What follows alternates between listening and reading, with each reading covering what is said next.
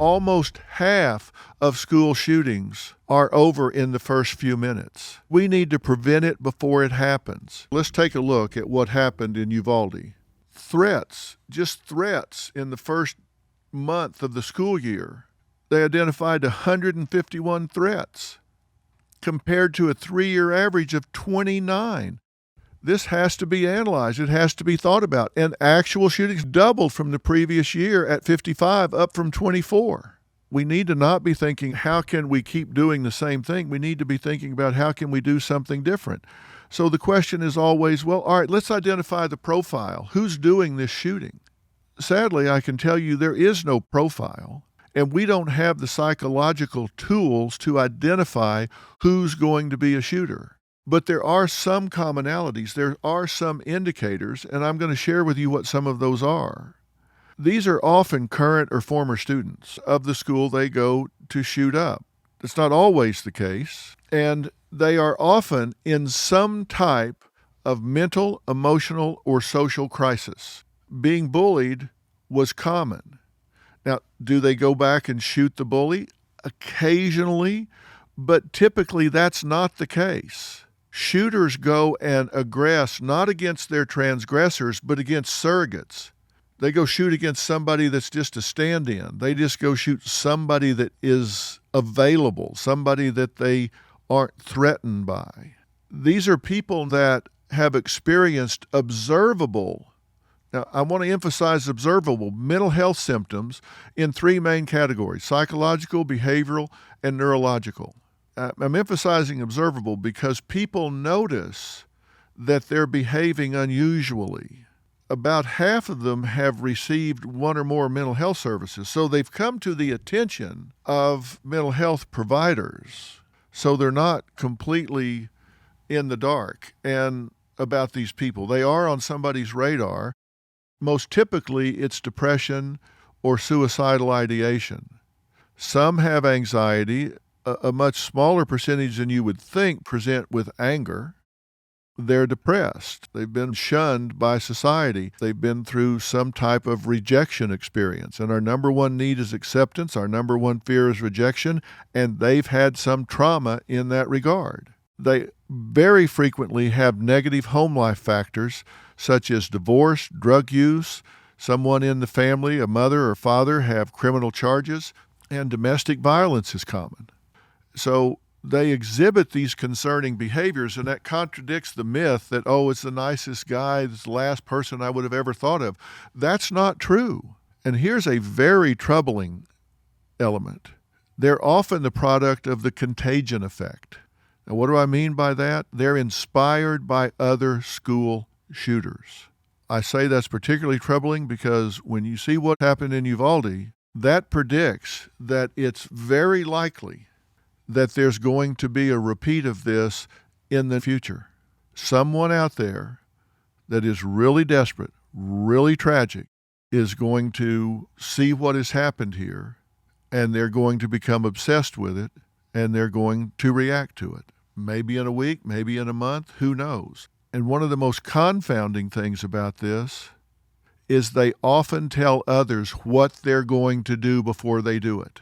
We covered another shocking school shooting that happened just days after Thanksgiving. On November 28, 2021, 15-year-old Ethan Crumley walked into Oxford High School in a Detroit suburb and shot and killed 4 students. Some students actually stayed home because they said they knew what was going to happen and they didn't feel safe going to school. Now, this crime not only stood out at the time as being the deadliest school shooting since Parkland, but for being the first where a shooter's parents have been charged with crimes linked to the shooting. They basically gave him a license and permission to kill. Did they know the gun was in the backpack? Did they know the plan, what he was going to carry out? Why not bring him home if there's trouble? Isn't their job to know where the gun is? If the gun is missing from home and their child is being called in at school and he's drawing pictures of bullets and blood, and they say, "Where's our gun?" and he was shooting it the day before, isn't it endemic upon a parent to say, "Wait a minute, this isn't a coincidence"? And we also heard about what happened from Oakland County Sheriff Michael Bouchard.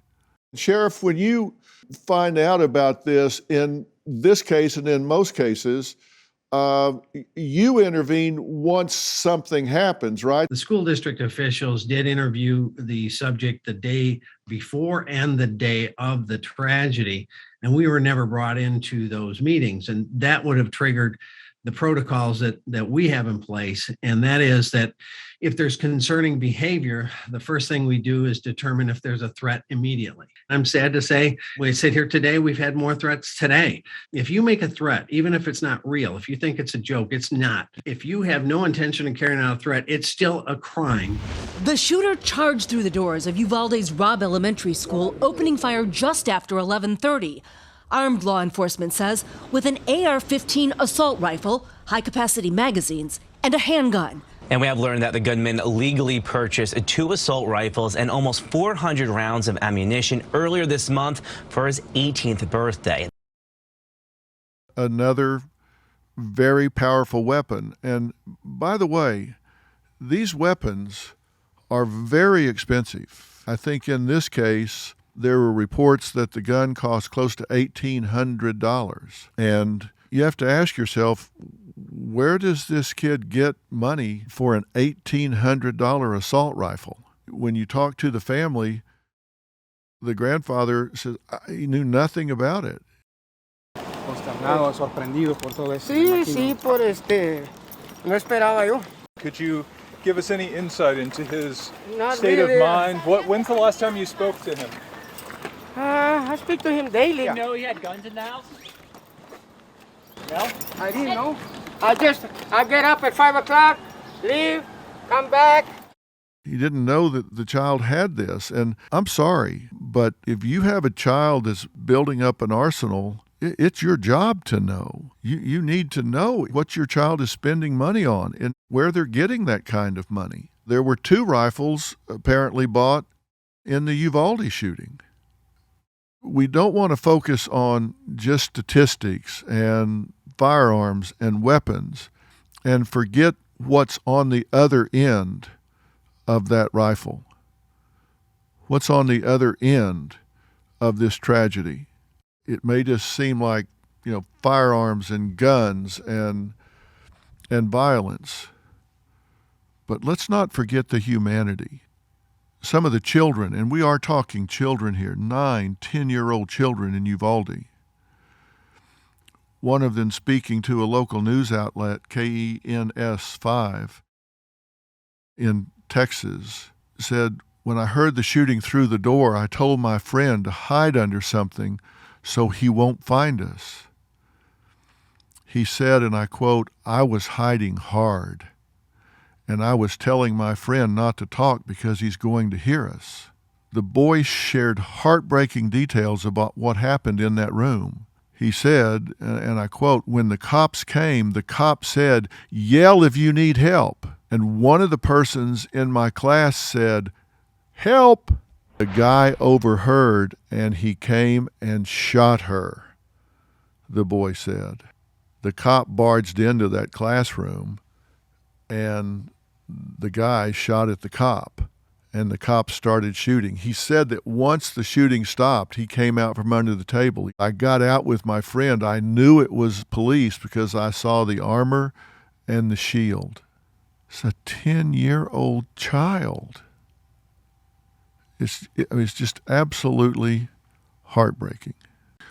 Now, the big question that you have to be asking yourself right now is, if what we've been talking about is true, and it is. You can study this for years, as I have, and you're going to find that these people are likely to tell somebody what they're going to do. They're actually very likely to be known to the system. So if they tend to have what's called leakage, meaning that they post a manifesto or they put things on the internet or they tell people what they're going to do, you think, then how are we not stopping this?